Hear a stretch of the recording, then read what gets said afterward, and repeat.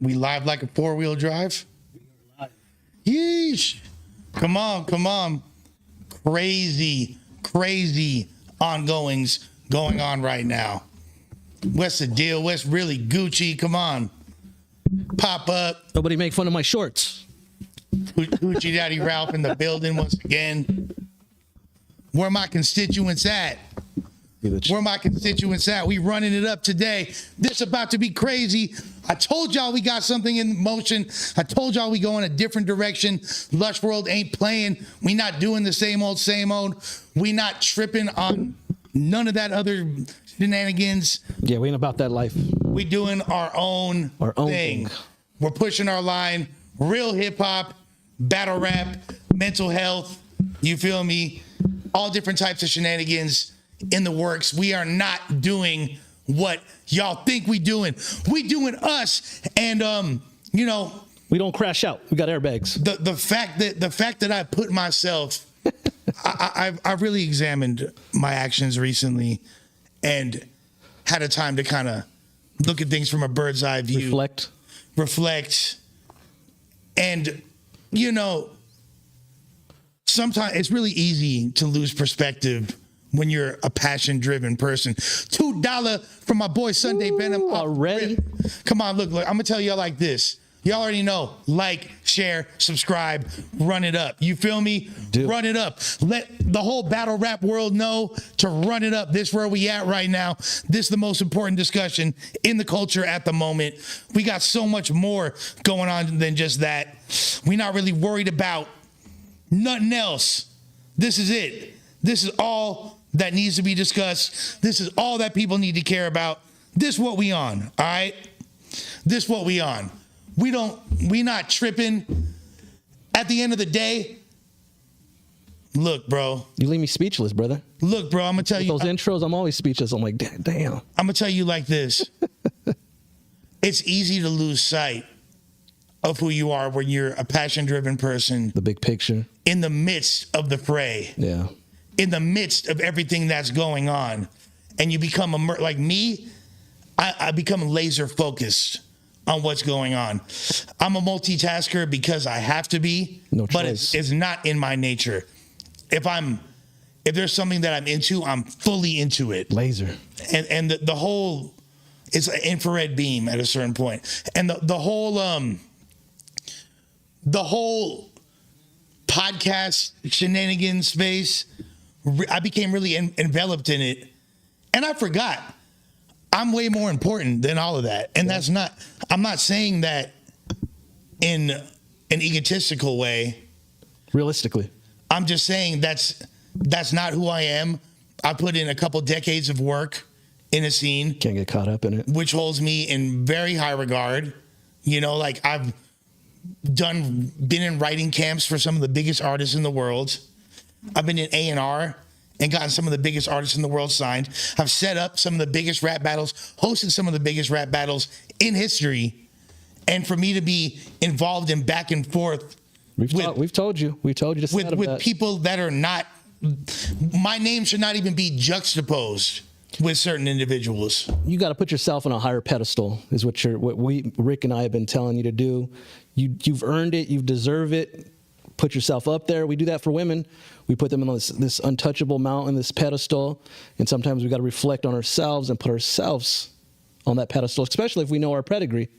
You know what I mean? I don't care what anyone has to say only yourself. About anything. No validation. You validate yourself. About anything. And I'm talking from other podcasters to people in the comments. It really, all that is out, especially right now on the heels of an announcement that we just made that is literally shaking up the entirety of battle rap culture.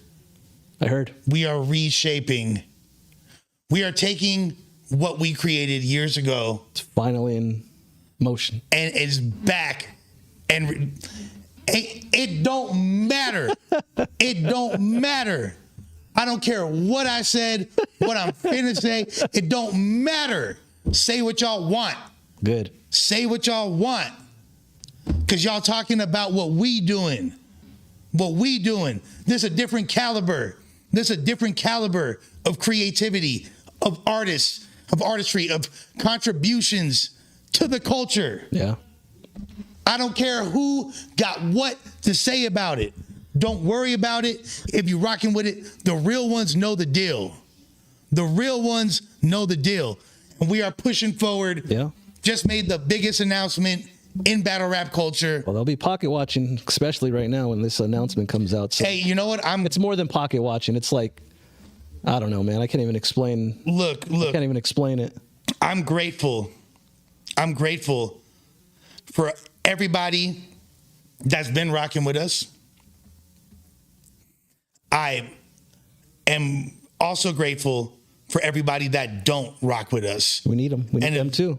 And it's shown, like, look, at the end of the day, that has shown me that y'all were never cool with me to begin with. Because when this is just the first, the first domino. Should have realized this a couple months ago, brother. This is just the first domino. All right.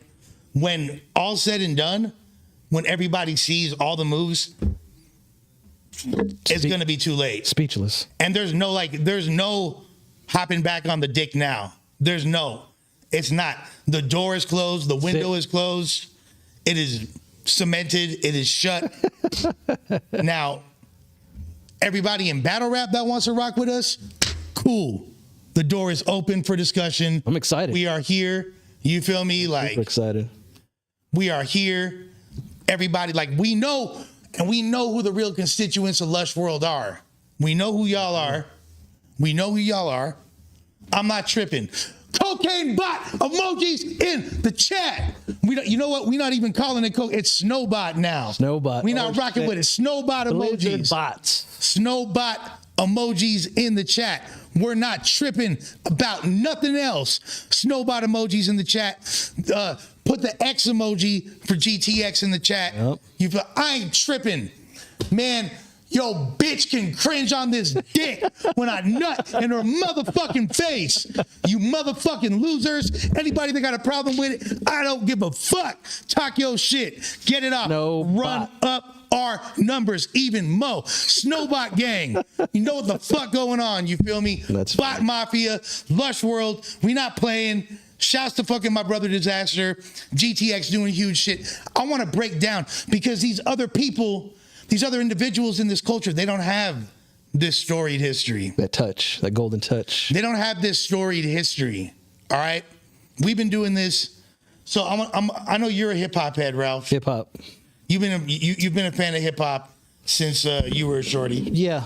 I got into battle rap back in the days when I think we talked about when we first met the Elements. Remember Elements was a. So I saw like Otherwise at his at the beginning. I seen Bus Driver, Medusa. That was my intro to the underground hip hop battle world. So I fairly know what's going on. They don't have events like that in LA anymore. But for those that don't I remember know, that was only $5 to get in. Elements was a weekly event in the early that's probably like 2001, 2000. That's when I 99. That's really when I dove into underground hip hop. It was right there. It was a weekly event, freestyle battles, all kinds of shit. It was the culture. It was. LA doesn't have that anymore. No. There's been multiple eras in LA. They've tried, but they don't last long. There's Chinky Eyed Fridays. I'm talking about like right now, though. Right now there's none. That's what I'm talking about right now. There's the Basement for a while. Was cracking. I remember the Basement. 818. There was there's a lot of different eras for LA. I do remember that. For the underground. I mean, obviously Project Blowed. Yeah. Which a lot of these individuals came from regardless. There's the West Coast Pit, which was a huge thing. I remember them. Yeah. There's the Pit. But, okay, see. I go back to the Pit days. People talking about the Pit as we said. So, yeah, some of y'all know what's up. But Grind Time and our whole scene, this is the 15-year anniversary. And it's coincidentally the 50th anniversary of hip-hop. It is. You're right. But I kind of want to break down, for those that are unfamiliar, just a glimpse in this history, just a glimpse of like, yeah, I mean, And then, of course, yeah, my boy B Nasty said up in the Bay, it's something different. And that's why it's important that we're going to talk about the Bay, because the Bay Area is a huge part. I don't think they had that break like the LA side of it. It kind of just flew and just ran together, because I've never, outside of, the Bay, I know they've been consistent versus down here. Like, yeah, I mean, that's just my perspective of being, the outsider looking into underground hip hop. the Bay's got more independence. Yeah. Like in LA, there's an industry here. There's not those opportunities as readily available in your own backyard in the Bay Area. So the Bay kind of had to do it on their own. And what wound up being birthed from that is an entire, it's a culture, self-sustaining scene. Yeah. That everybody coexists in. Everybody knows about it. You know what I mean? Like, so it's a little bit different. But so I moved to the Bay Area in 2001, and I kind of dove headfirst when I moved up there into the hip hop scene. But even then, like, I kind of felt like being from LA, like that I had an uphill battle. I was kind of an outsider. Right. But they have that tight knit community up there, right? He has a tight knit community. It was difficult for me to really penetrate it. I was just battling people on the street. Like, we were battling people outside of shows. Right. We would get word that there's ciphered up. So like I had a job at this video store. Blockbuster? No, it was called Video Maniacs. And Video Maniacs is in Berkeley on the border of North and I know what you're talking about. And the border line of North and West and South Berkeley is like literally right there. And it was in a strip called University Ave. And University Ave, I don't know if it still is, but at the time, it was pretty much all owned by the Indian Mafia. No shit. Yeah, like when I say Indian, what are you referencing? Red Dot, not Feather. Like the East Indian. And they have a strong presence in the East Bay. And, all the way down to Fremont and I didn't know San Jose. There's a lot of, and if you drive down that strip, like 80% of the businesses there'd be like a sari shop. Saris are like Indian dresses, and there'd be like a Indian music store. There's all these stores next to each other, right? Okay. Warehouses, all kinds of activities. Like, I don't know what the fuck was going on there. And if I did, I wouldn't talk about it. And then there is Video Maniacs. Video Maniacs was it a front? Well, I'll tell you what it was, right? Like a front already. It was an amazing video store because you would have DVDs or VHS. This is like early DVD era. Oh, okay. This is 2001. Okay. When I started working there, like 2001 to maybe the end of 2002, beginning of 2003 is when I worked there, and it would be so you would have a family could go into Video Maniacs. And it would be great because the kids can go to the new releases section. Right. Mom could go check out a nice romance or drama. And then Pops could slip in the back. Got the Because it literally, like, 80% of it was porn. Nice. Corn. It was a corn shop, That's right? funny. And it would have, like, I remember the first time I walked in there and I had to get the videos, put them in their spot. And I was just so overwhelmed. Really? Like, well, I didn't know, like, I have 100 corn tapes and I have to, like, put them in the right, I don't know where anything's at. Okay. So I'm just like, I had never seen, I'm not 19 years old. You know what I mean? Never seen porn at 19? I had seen it, but not such a heavy concentration. Just thrown at you right in your face. It was all right there. I wasn't aware of the, this is like on the internet, if you wanted to download like a GIF, it would take 15 minutes to see Pamela Anderson's tits. It wasn't like a whole, this is like a whole thing. It's categorized. It's like, I do. Categorized by race and sex act and all kinds. Big ass. It's like I was like, whoa, this is incredible. That's you know funny, what I mean? bro. So and that store was a real neighborhood shop. So it's like in the middle of, like, everybody that lived around there would go there. You know what I mean? It was really, really popular. And that's where I wound up meeting a lot of my homies. Some of them were other employees. Battle Some of them- rappers or just? This is like before. Oh shit! Okay. But like my boy, there's like a projects. There's like a low income housing, Section 8 housing. That's right. You told me you went out there and you lived with your friend's family. Yeah. I remember that. So my boy, he stayed in these projects that were like 2 doors down from where the store was. I lived in East Oakland. This was in Berkeley, right? Okay. And my boy Norm, and Norm was probably like 16 at the time, and he was really dope rapper, beat maker, and he recorded on 4 tracks. I recorded on 4 tracks. We happened to meet. So you were already making music at that time? I'd been making music since I was in LA. Okay. Since like I had an MPC 2000, Right. would like do little underground tapes on my 4 track and all that. And then when I linked up with him, we started like, he knew people, so that's where we started going to other neighborhoods Started and battling expanding. fools and shit. Yeah. And it would be like, we're battling fools on the street. It would like end in fights or fools betting on it, and they're pulling out pistols at the end. It was crazy. You know what I mean? Like, and I was the only white boy around that was doing that shit. Happened to be from LA.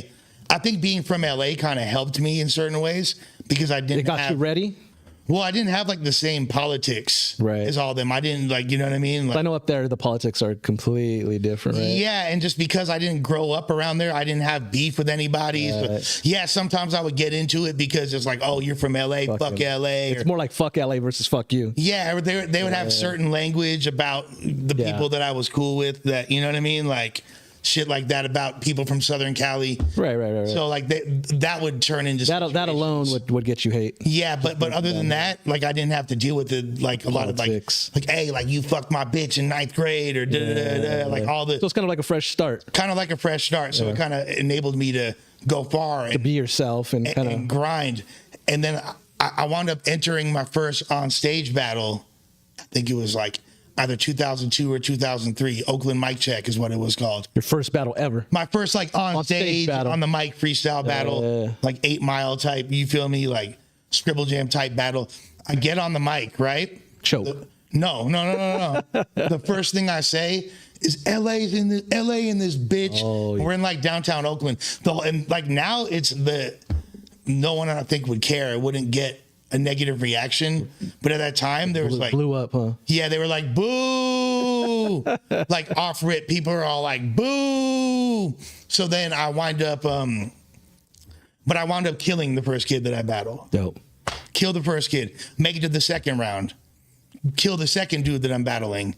The dude, like, I remember the dude's name was like, the first dude I battled was named Sage. Was this acapella or was it No, it's over beats. I like that freestyle shit, over beat. I'd rather hear the beats. I don't know why. And then, so the second dude I battled, his name was Hambone. And this dude, like, I don't know, like I started rapping and like, he was like this older black dude and he started like singing. It was like, but it was like he was rapping but singing and shit. I don't know, he reminded me of fucking Old Dirty Bastard. That's dope though. So I told him, I was like, I remember, because like easy punchlines, the first punchline I said, which won the crowd over, in the first battle I said like, man, this fool don't even rap. He just bark a lot. I'll leave him sweating like R. Kelly in a preschool parking lot. Oh shit. You feel me? And fools were like, oh, okay. They started feeling it. Yeah, they started feeling me like, even after the LA thing. And then the second battle, I remember I told this dude like, y'all couldn't find me a Mo-worthy rapper. I'm up here battling this fake Old Dirty Bastard, like, and they were fucking with that. So I won the first 2 battles, and then 2 rounds. Yeah. And then I'm in the semifinals, and I'm battling Reef the Lost Cause from Philly. He's like a known rapper. Yeah. He's from Army of the Pharaohs and shit. Yes. And he had won the year before. So I was like, okay, I'm probably gonna have to battle this dude. And he was really, really fucking good. And like I had some shit against him. I said some shit about like get up out the East Bay, go back to Philly, you a fake freeway, something greasy like a cheesesteak. I said some shit like that. But he fucked me up. He said, what is this, the HBO channel? I'm on stage battling a young Anthony Soprano. Like he said, so he winds up and like my outfit was crazy. I had like this velour sweatsuit. Oh shit! It was like I remember those. a velour Sean John sweatsuit, and I had like a headband on. Oh fuck, Lush. Yeah.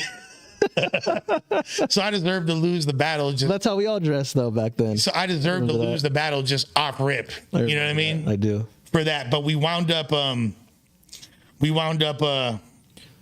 winning the.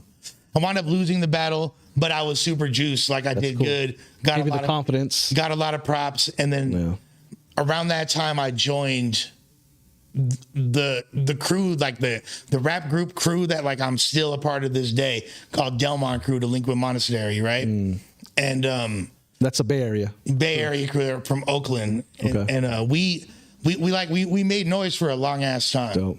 We were getting shit popping. Did anybody come out of that crew that we would know or people would know about? I mean, like, is it just a battle rap community? No, it was like we were like the, at one point, like the top underground little crew in LA. We would open up for every single artist that came through. Like I'm saying, like who?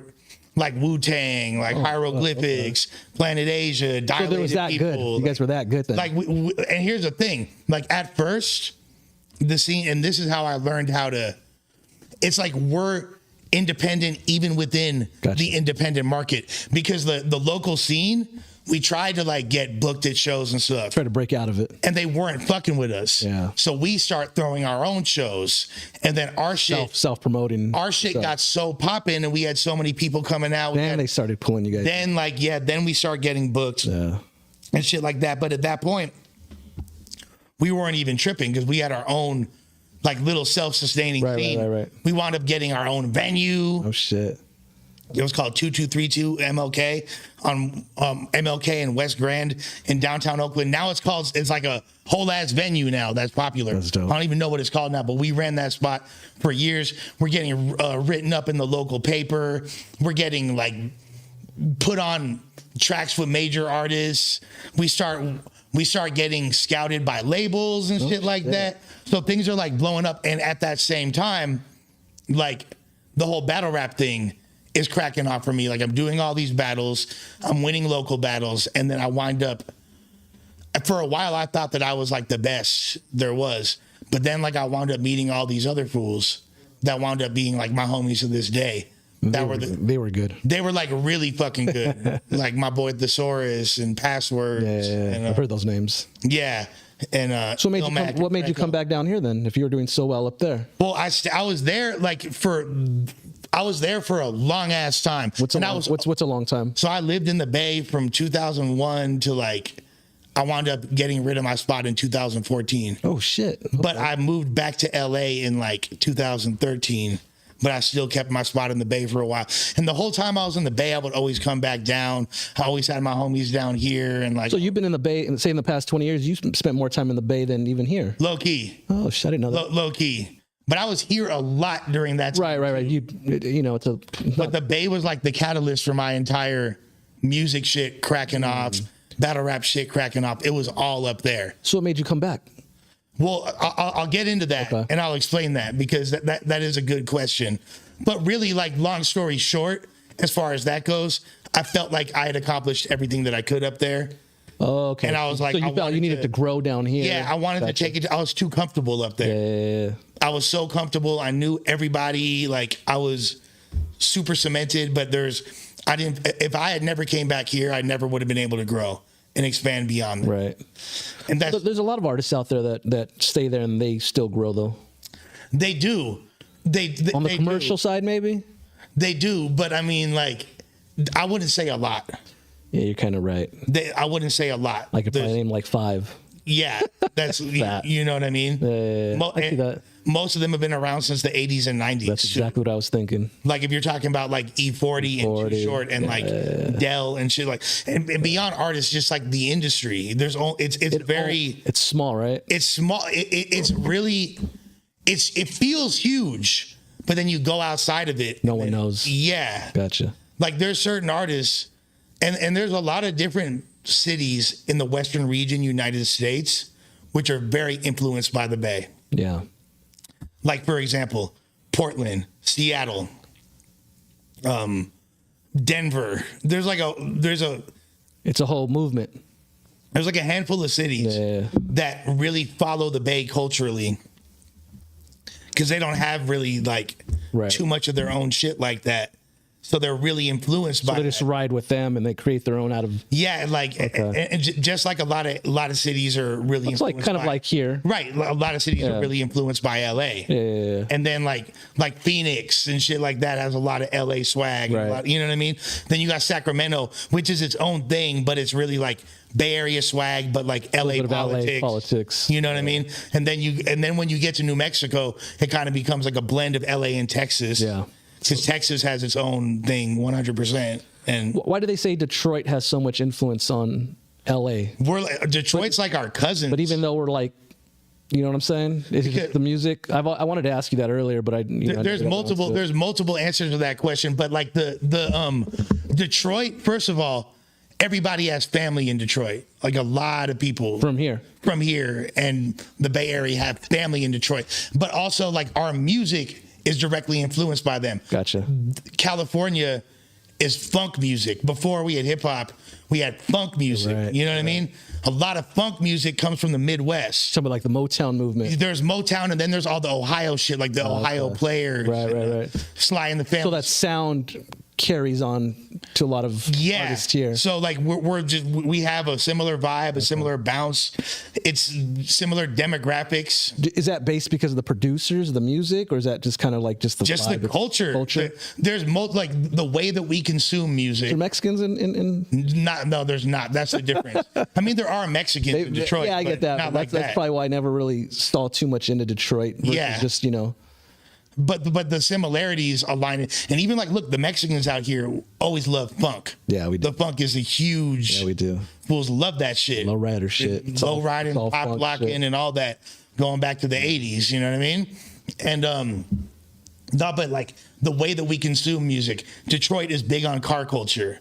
People have muscle cars and souped up shit and things like that they, you know what I mean? Like they ride around. Yeah. You kind of have to have a whip in Detroit. Yeah. It's not like New York where it's like, yo, B, meet me at the fucking one person on the D train, son. You know, like we have to have systems in our cars. So we have heavy bass in our cars. Someone put, I love living in Detroit. No Mexicans.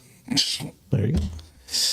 I don't think she meant it like that. No. No. There's no Mexicans in there is a lot of Middle Eastern people up there, for Chaldeans and shit like that. There's a lot of Middle Eastern people up there. For sure. Yeah, I know there's a bunch of Mexicans in the Bay. That's for sure. Yeah, there's a lot of California. Sure. You know what I mean? Like we run it. Yeah, it's California. It's politics. This Califas is not. You know, we're not even in America really. You know, it's Mexico. Technically, yeah. You know what I mean? Technical. I know you're in the military, so I don't want to. You feel me? Nah. This is America. We're proud over here. No. But like, yeah. All right, let's go back to the Bay. So the Bay. It just had a ceiling at a certain point. So you were working there. I had already stopped being at the video store. Okay. The battle rap shit's cracking off. We got our own thing going on. It's going up. Wind up. So in 2007, there's this thing called the World Rap Championships. This company from England called Jump Off was doing the World Rap Championships, and they had done it in 2006, and it was like they had 8 2-on-2 teams. Oh shit, they were teaming up. Yeah, in New York, and 8 teams in London, and then the winner of both of those wound up battling in Vegas for $25,000. Remember the Blaze Battle did that? Do you remember that? The Blaze Battle was like 10 years before that. Okay, I remember the Blaze Battle. I had a homie that won the LA Blaze Battle, and he went to New York and got smoked. Blaze Battles was 1999. Who, Loud are you talking about? Yeah. Shouts to Loud. That's the homie. Yeah. So like there's this thing, and then the homies Thesaurus and Ilmac won in 2006. Okay. They announced they're bringing it back in 2007.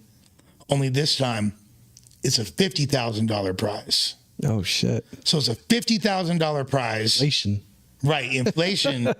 And they're not only they're doing it in London, Melbourne, Australia, Atlanta. There's a lot of spitters out there. London, Melbourne, Australia, Atlanta, New York, Detroit, Toronto, LA, and there is one other city that's escaping me right now. Houston. Those were the 8 cities, and they were doing open casting tryouts, right? Okay. they wind up hitting me on MySpace to do this running. It's like, yo, you should try out. I was like, nah. At that point, I kind of thought that You were in the Bay at this time. I'm in the Bay at that time, and I thought that I was already low key retired from battle rapping. Okay. Because I had made like my name locally. I'm already throwing events and shit. Do you feel like you retired? Did you retire after? Because I don't remember this when the beats stopped and it was like the beats, acapella. like What year was that? This was like right during that time. Okay. This is right when the beats had stopped. So just to give a little bit more context on that, in New York, they had been doing acapella battles for a fat minute before that. Okay. On Smack DVDs, on Fight Club. There's these I do remember that. There's these different outlets that were doing it in New York. And it wasn't as, some of them were freestyling, but it was like in Philly, they were doing it too. It was like a big thing in Philly. And it was more of like an emphasis on just spitting bars. Right. And we like in the West were still like freestyling over beats. I was kind of like burnt out on that, but this was going to be a cappella 2-on-2, right?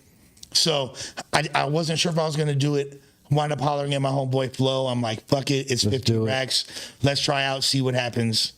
We go down from the Bay to LA, and there's the tryouts in Venice Beach, and there's like maybe like 200 people trying out. Fuck. And there's only 8 slots.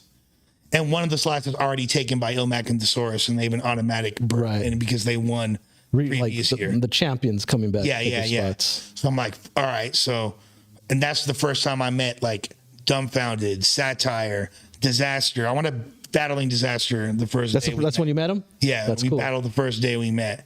And I remember like the first time I seen him, I was like, yo, like I'm down to battle anyone here except for this fool. And it was him. Like he seemed crazy. And then he like calls me out. Disaster has this crazy energy about him. Yeah, then he like calls me out. And we wound up like low key beating him, like me and my partner, because his partner kind of like wasn't up to par. Yeah, just like it was dope, but wasn't really meant for battle that type of style, whatever. So we wind up winning. And then they did like a big online vote, and we got voted in. So we're in this thing, right? So you guys took one of the 8 spots. We took one of the 8 spots. What's less than that? It's actually 6. Yeah, it's really like one of 7 spots, That's right? even harder. The other people in it was like No Can Do and Rhetoric was a team. Franco and Element. There was Lyric Flip and Verbs, Dumbfounded and Satire. What's the biggest names in battle rap? Yeah. It was like a bunch of like all the hitters from the West Coast. Ilmac and Thesaurus, us. And we wind up like then like all the battles are in one day. It's one day. You have to battle every team twice. Oh shit. So it was brutal. We wound up doing like 10 battles or some shit, right? And then we wind up coming in second. Who'd you guys lose to? We lost a couple times. We lost one time. We lost to the Source and Ilmac once, but then we tied them the second time. We lost to Dumbfounded and Satire, but then we beat them the second time. We lost to No Can Do and Rhetoric, and then we beat them. So it was a lot. Yeah, it was a lot. Yeah. We wind up coming in second place or third place. We did good, and then I wind up getting nominated for Most Valuable Rapper because there's 3 in every league, or like the most valuable rappers, and just all the different people that were in this were a lot of the people that wound up shaping battle rap culture to this day. Like you had the dude who like wound up running Don't Flop, which is the biggest battle league in London. You had Organic, who wound up running King of the Dot, which is the biggest battle league in Canada. You had Hollow the Don, No Can Do. So they all branched out and created their own. And wound up and Direct, the dude that launched Grind Time, and Matt Ills, they were both in the Atlanta chapter. So all these people, which wound up doing really big things in battle rap, were all in this at this one moment, right? And it was like everybody was watching it. It was like a super big deal. That's dope. And then 2008, everyone was waiting for it to come back. It didn't come back, did it? The Source and Ilmac wound up winning the second one as well. They get 50 rags. Okay. Everyone's waiting for this shit to come back, and it doesn't come back. They wind up not getting their funding. Simultaneously, Fight Club gets canceled by MTV2. Right. Simultaneously, Smack DVDs get discontinued. simultaneously. All this the worst shit, of the worst. all this shit at once. But what it did was create the perfect storm for something new. This is also while World Star is launching. This is while YouTube is becoming really, really popular. It's like 2008. You know what I mean? All this shit's going on. So we're kind of like, I guess battle rap is low key done at the moment. Then the homie Direct, who was in the Atlanta division of that, he's from Florida, right? He winds up launching this thing called Grind Time. And he's sending everyone all these messages on MySpace, trying to get them to be involved. He's like, I'm launching my own battle rap league. There was one league in Canada at the time called the Elements League, but it was like up in Nova Scotia. Oh, super far away. That's where RIP Pat Stay came from and shit. You know what I mean? But like that was the only thing going on. And it was like, there's no, what, you're going to fucking go to Nova Scotia? I was about to say that. Ain't no one going up there. Nah. Not for salmon and bagels. Yeah, right. You feel me? So it's not cracking. So we wind up, the dude Direct hits me up and he's like, hey, like, I want you to battle on Grind Time. I was like, I got to be honest with you. Like, this shit sounds. And Grind Time was where? It started in Florida. Okay. So where is it at now? No, like when you're saying they asked you, so that was in Florida? Yeah. Okay. They're like wanted. And that was like the only thing in. The only thing that's going on. That's crazy. And I told him, I was like. Besides Nova Scotia. Besides Nova Scotia. And I think even that was like done at that point. At this time, we're like. I'm like, when dude hits me up, I'm like, yo, this sounds kind of lame. Like, I'm not interested. The initial battles were kind of fucking bootsy. Yeah. Then he winds up doing. So you said no. Said no. Then a couple months later, they wind up doing another battle, and it winds up on this site called World Star Hip Hop, which had just launched, right? And the battle, this is before World Star had their own player. Right. So it was like attached to your YouTube video, so the views would go up. I know what you're talking about. You know what I mean? So it'd be like embedding your YouTube link on their site. Into their sites. And the shit got 40,000 views in one night. Now, by today's standards, yeah, it's not. You could do put a video of a motherfucking shrimp running on a treadmill, and that shit'll get 40,000 views in 15 seconds on TikTok. Yeah. Right? Like it's nothing. But at the time, that was like. That's smart. TikTok and battle rap. Right. There you go.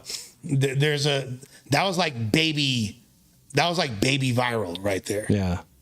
Like that's before 40,000 views in a word. Right. 40,000 views in one night. Yeah. Like, oh, that's big. Yeah. That was hot. Right. So we wind up, so I saw that and I was like, and it was a battle. It was Johnny Storm versus Mosh Gelton. And I was like, okay, these dudes are pretty tight. I know my homies out here will for sure be able to, to get it popping like that. Like, what's up with it? You know what I mean? So then I'm seeing that and I'm like, And I had just gotten the other guy that was running Grind Time, this guy, Matt Ills, hits me up and he books me or tries to book me for a battle out there. So it's a second event. It's like they had a few. Oh, okay. And he's like, because what happened was there was the last. You said no to their very first one? I said no to like just being involved, period. Oh, you know what I mean? Okay. Then there was this thing, right? So you know what Scribble Jam is? No. Scribble Jam was an annual hip hop convention in Cincinnati. Okay. There's a graffiti magazine called Scribble Magazine. I vaguely remember. You probably seen because it was like one of the main graffiti magazines they had. Okay. There's like Stress. There was a few Scribble. I do remember Stress. Yeah, Stress was fire. I do remember that shit. Stress was fire. And that was like earlier though. That's like mid to late 90s. Yeah, that's probably why I remember. But this is like started in 97. So Scribble Jam would have an annual event. It was like an underground hip hop festival. Nice. And they would have an MC battle. That's where Eminem first came out on. He was in 97. He battled. They do have video of that, right? Yeah. Okay. He lost to Juice. In 97 Scribble Jam. Everybody was Idea, Peace, like all these. That's not the Rap Olympics, right? That's no, it's different. Okay. It's different. Same year as that famous Rap Olympics. Okay. 97. Eminem was in both of them. Okay, that's probably why I got confused with that. And he lost to Otherwise in the Rap Olympics. Okay. He lost to Juice at Scribble Jam. I have cassettes from Otherwise still from Elements, because they used to sell them for $5 after the events. Yeah. I have tapes of that. Yeah. So Scribble Jam was fire, and like a lot of the homies had been on there and done well, and they're having the last Scribble Jam in 2008 that year. Okay. It's like the final Scribble Jam, and they're doing prelims in all the different cities. They contact me to set up and throw the Bay Area prelims. Okay, I was about to ask you, this is the Bay. You're still in the Bay. So I throw the Bay Area prelims for Scribble Jam. Shit. I turn it into like a concert for my crew. So we have, you feel me? There's like 500 people there. That's dope. And then we do the freestyle battles. And then since I know Matt Ills, who's throwing the Orlando one, I'm like, what's up? Like, we're down to perform there. You should have us out to perform. He's like, for sure. The crew, you guys. Yeah. And that's really like my whole interest in battle rap at that point was just recognition for the crew. Right. You know what I mean? Like, we're trying to sell our CDs, push our line. But it was more for the fame? It was just to get recognized so people would be aware of our music. Okay. You know what I mean?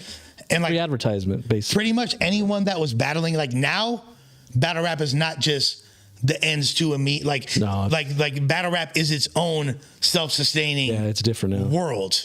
You know what I mean? Yeah. But back then, everybody that battle rapped wanted to be an artist. And that's So they were all like MCs. Everybody made music, and it was like a whole thing. You know what I mean? So it was like a stepping stone back then to go mainstream. Right. Versus now it's self-sustaining if you're a battle rapper. Yeah, you could just be a battle rapper. You could be there forever. You don't need to make music or do anything else. Now, most people that battle rap do make tracks, and they're still... Right. But some of them wind up being in movies, or some of them wind up being on Wildin' Out. Other stuff. Or transition to podcasting. There's like so many different ways. There's different outlets. You're not going to just be confined to battle rap.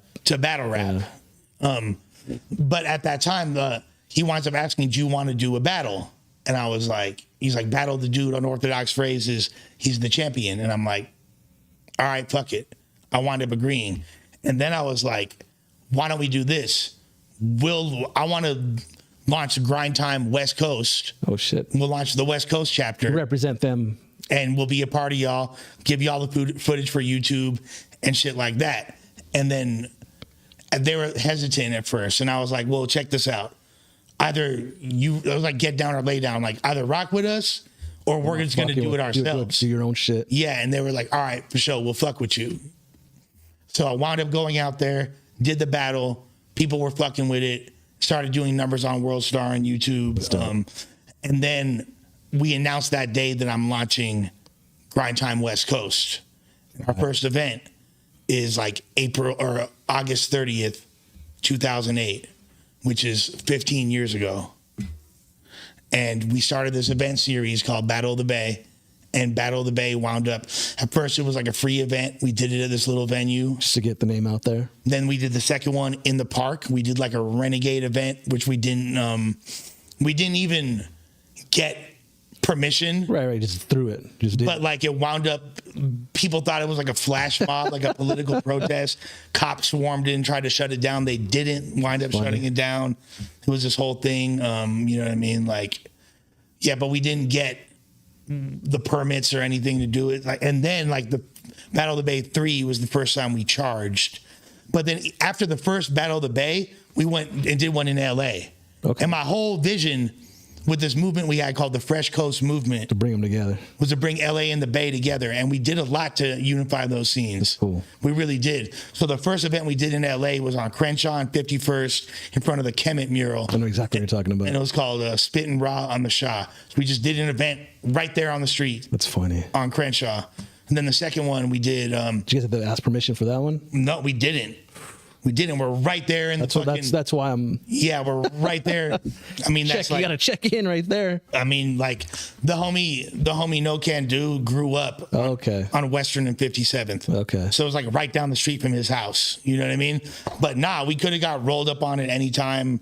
In reality, I mean, that's like the 40s, 50s are right there. You know what I mean? There's hella gangs. That's why I said, did you get permission? No, we didn't. Oh shit. We didn't renegade style. Like, if you watch the battle, you could see people like watching slowing down to see what the fuck. Yeah, but no one was tripping. It was like some hip hop shit, and we didn't like. We were prepared for whatever. Like, we had people with us. You know what I mean? Like, we had people with us and shit. But like, it is what it is. We were doing things with good intention, trying to fucking doing something different, trying to show love to the community, to hip hop, and build it up. So like from the beginning, we're doing Battle of the Bay, then a Battle of LA, and then a Battle of the Bay, then Battle of LA. This went on for a little bit then. So yeah, from 2008 to 2011, we're doing this shit consistently. We're doing it all through. We're doing it all through LA. We're doing it in Oakland at the same spot always. And you guys are still representing that company? Still grind time. Yeah. And then, but the Battle of the Bay, of all the events that we had, that Battle of the Bay legacy was the most stuck. It was like the most important. That was like coveted. Everybody wanted to be a part of Battle of the Bay. How come you never did your own thing at that time? That was our own thing. But you guys were representing someone else, though. Well, okay, so was it because it was funding it? Were they guys shooting you guys? They weren't funding it. They weren't funding it. So you guys were just using the name Grind Time because it had. Because the thing is this. Grind Time, we were creating this movement that was bigger. First of all, the short answer is we had no business sense.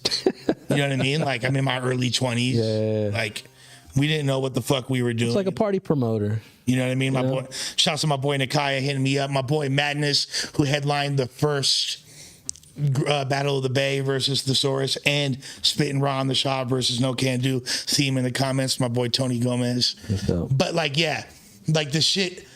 What happened was this. Very quickly after starting it, I realized how valuable we were, and basically I was like, look, we're not going to continue doing this unless I get ownership in the company. Right. Low percentage. So then we wound up it was me, Direct, and Matt Ills were the three owners of the company. We didn't know how to fucking run a business. Yeah. But, just fucking winging it. But we're getting crazy attention, and like, we're starting to shape. We're the biggest thing in battle rap. So is there one of the biggest things in hip hop? So nothing's been that big since you guys touched it. I mean, like, it wound up growing and expanding huge. Like, for us, it started like, boom, we have our own stage on Paid Dues Festival. Then boom, we have our own stage on Rock the Bells. Then boom, we're on the Vans Warped Tour. Oh shit. Then boom, like, we have chapters in Florida, the West Coast, Oregon, the Midwest, Atlanta, DC, Texas, all over Boston. We have all these different, like every region of the U.S. We wind up Minnesota. So it's like a league, basically. We're a league. Then we launched a chapter in Australia. That's fucking like we're going to other countries and doing this shit, and it's like this whole international network. And it's the Battle of the Bay is like still the most coveted part of it. Then at a certain part, shouts to NF for the Cinco piece. Appreciate you, gang.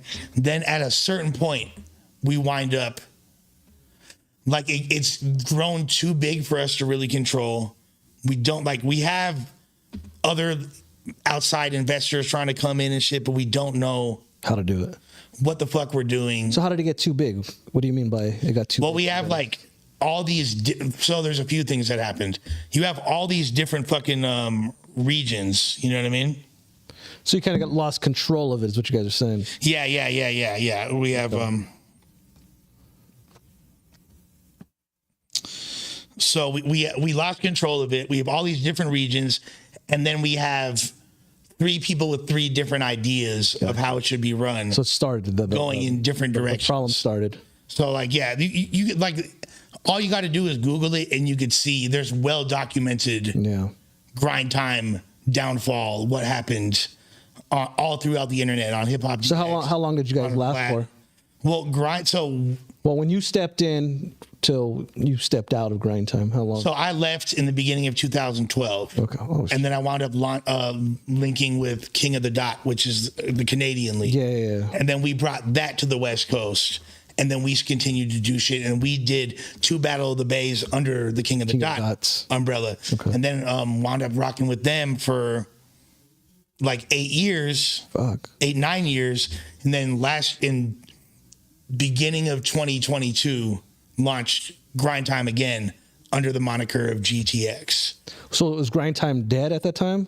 Grind Time died in like 2000. So for all intents and purposes, first Direct, who was the founder, left. Yeah. Then I left. Oh, okay. Then so there's no one to run it. All the people that were there was just the one dude, Matt Ills, and he kept it alive for a while, but it wasn't really the same thing anymore. I suppose there was nothing on the West. But he did his thing to keep it alive. So salute to him. But it was pretty much he tried, but it wasn't the same. Right. And he wound up like selling it, and it kind of just dissolved. And then Disaster came and relaunched it and brought me in, like technically in 2021, but then we launched publicly in 2022, and it's been cracking ever since. And now through ups and downs, valleys and peaks. So where does plateaus, GTX? Where did you guys meet then? The GTX and Grind Time. Well, that's what GTX is the new Grind Time. Gotcha. Relaunched it. We wound up procuring the rights to the logo and everything like that. And it's funny, I didn't even put those together. Yeah, it's Grind Time X is what it is. I feel dumb. Yeah, no. I think most people. I thought it was a completely different league. I think most people get it. Yeah. I mean, but some people don't. I think I'm thinking Grind Face for some reason. What's Grind Face? Grind Face. It's a Instagram page. Oh, okay. You know what I'm. Yeah. I know what you're talking about. Yeah. But yeah, so the last battle that GT uploaded was in 2015, but it really was already done before then and shit. Yeah. But now it's the 15-year anniversary. A Battle of the Bay. A Battle of the Bay and of Grind Time. Grind Time. So we're bringing it back. We just made the first announcement. Hollow the Dawn versus Thesaurus. Saw that. We got a Dumbfounded and Satire versus Charlie Clips and DNA. Oh, shit. Now, all those guys except for Charlie Clips were birthed on Grind Time. Little veterans of Grind Time. Yeah. Back at it again. And then it's a 3-day event. There's like day 1, day 0, we're calling it. The intro is up and comers. And then day 1 and 2, both main event days. I saw Diz's name on there. Diz has a crazy battle. The whole card is fucking insane.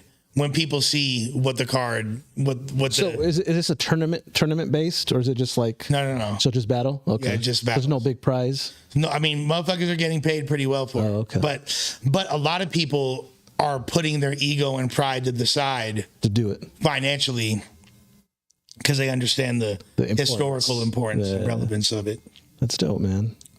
So I'm very excited. I'm excited for you. We got Dizaster coming into Lush World on Wednesday at 1 p.m. Saw that. Dizaster will be here. So now everybody's been asking where Dizaster's at. He will be here. Finally.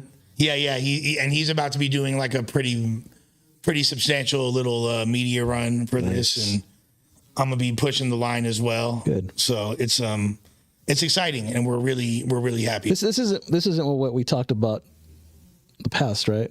What we can't talk about. No, I mean I thought that's what it was.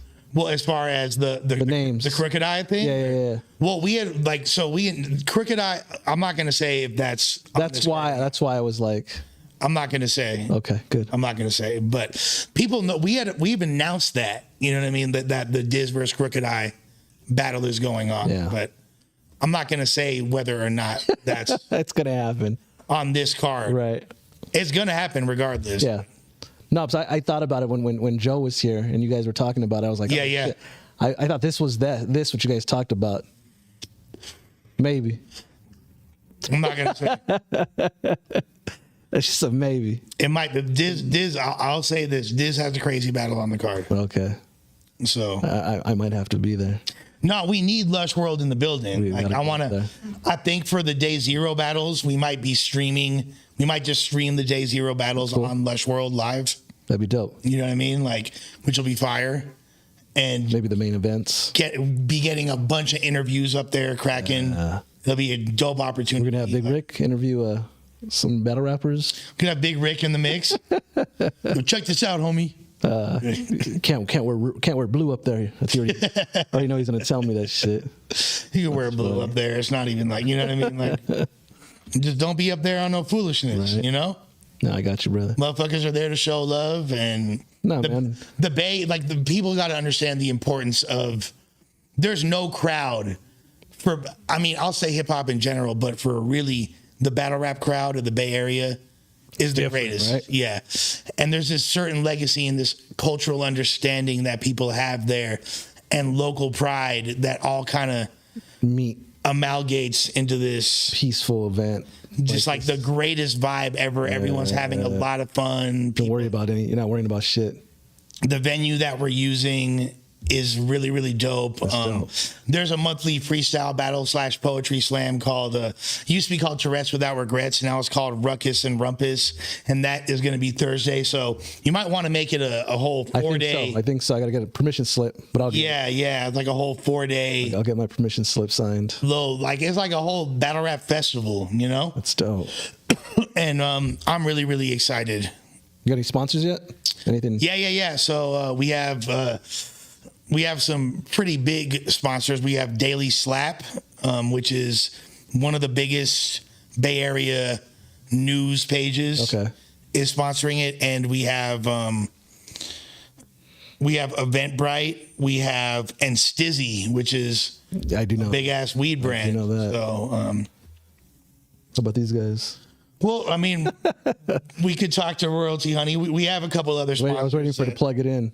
But I mean, as far as Lush World, if you know what I'm saying? Yeah, of course. You already know the deal. RoyaltyHoneyUSA.com, the #1 all-natural sexual enhancement product on the market.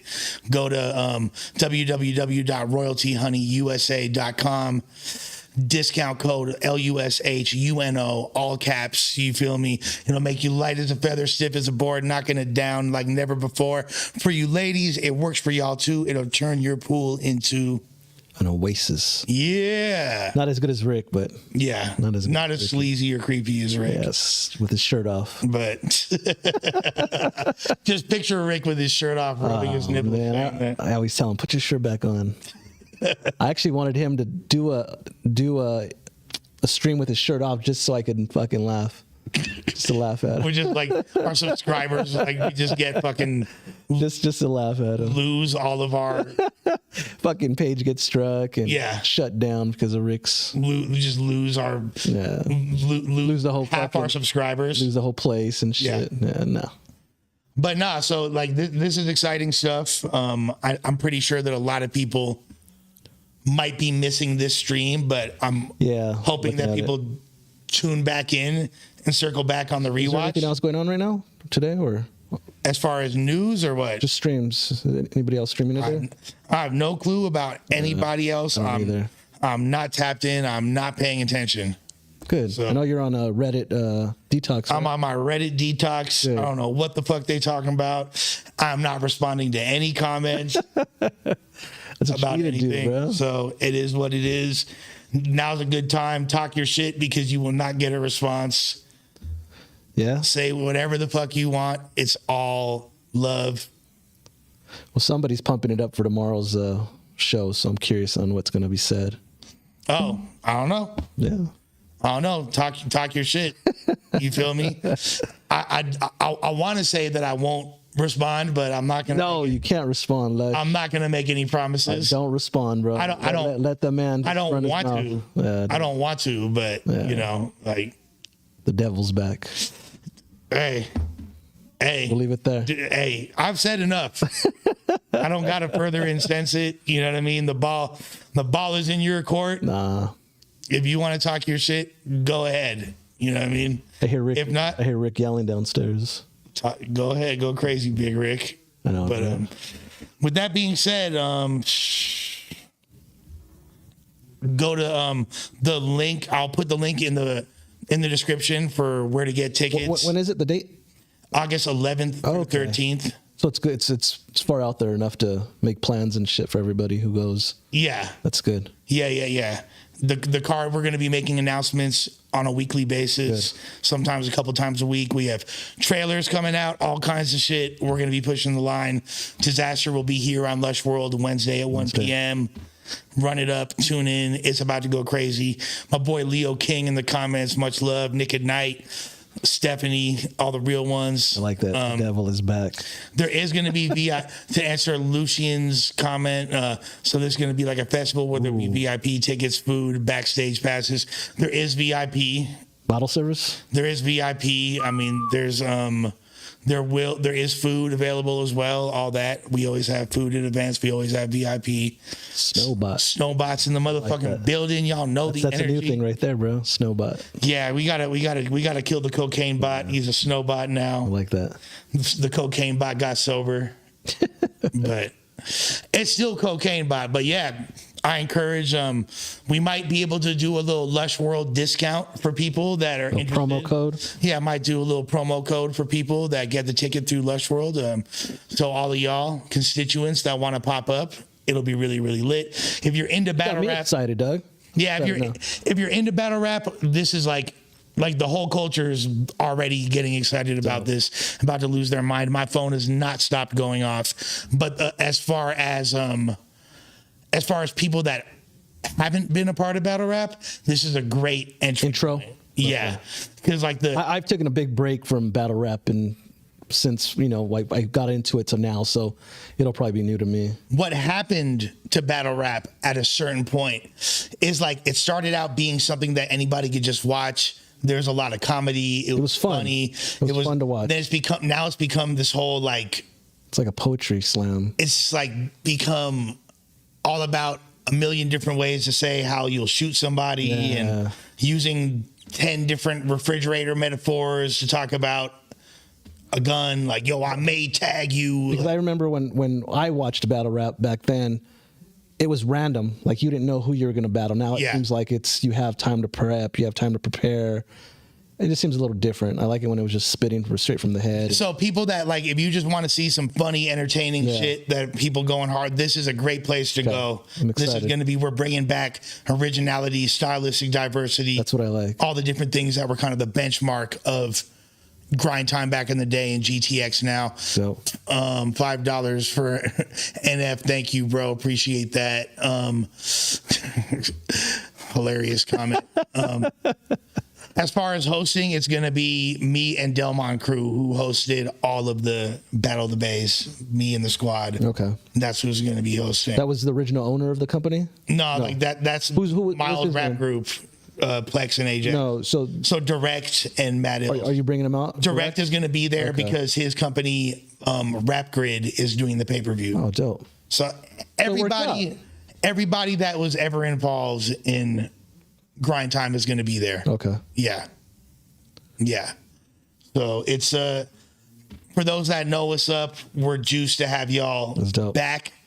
For those in the battle rap community that are now tuning into this for the first time, please subscribe to Lush World, share the link, drop a comment after we drop it, after this video is off live, and share it, let people know what's going on. There's a really, really rich history. And what I just gave you is the cursory 101 intro to it, because it gets really, really deep. My boy Saeed, have you worked with Open Gems USA? I do not believe so, but sounds dope though. Shouts to Open Gems. But so there's so much history that goes into this. So many things happened. It's an honor to be a part of it. It's an honor to be able to still do this. And shouts to Dizaster, who really he pushes for it. He took this, carried it on his shoulders, and went balls to the wall and made sure that he got this off the ground this time, despite the adversity, despite having a lot of doors slammed in our faces, despite me being way more interested in the podcast space recently. But this is where I come from. This is where we come from. And we got to continue to carry this. Taking it back to the roots. We got to continue to carry it. So it's good, man. We're very, very excited. Shouts to everybody that's a part of it, wants to be a part of it. Much love to y'all. With that being said, join the Discord, like, share, subscribe, run it up, and I think we about this bitch. No topics? Do you want to go over some topics? Oh, it's up to you, Doug. I mean, this is a little short, little one. It's 4:45. I know you got a dip. It's up to you, man. You want to hit some topics? Well, I have it on my book, so I mean, it don't matter. We could do that tomorrow. Yeah, let's do it tomorrow. Yeah. There's a cool little intro on what's going down. I'm damn near down to. I could take some calls from the from my phone real quick. Whatever you want. Yeah, let's do that. Here. That's cool. And yeah, I'm gonna put the damn number in the chat if y'all want to call real quick. I mean, honestly, bro, we only got 67 people here. We could just shut it down. Yeah. But catch us on the flip. We appreciate all y'all. You know what I'm saying? It's great. What a difference, huh? It was like the other day we had like 600. And be back. You never know. You feel me? You never know. We'll bring Rick on next time. We'll get some more. Yeah. Rick with his shirt off. Big Rick with his shirt off. We'll hit 1,000. Spread the word. I'm pretty sure with Diz, we're going to hit some numbers on Wednesday. Yeah, We'll hit more numbers tomorrow. I know Back on Pig going on right now. Shout out to them. Shout out to everybody else doing their thing. Lush World Ganger, don't bang. We appreciate y'all. Yeah, we good. Much love. Yes, sir, Ski. We about this biatch.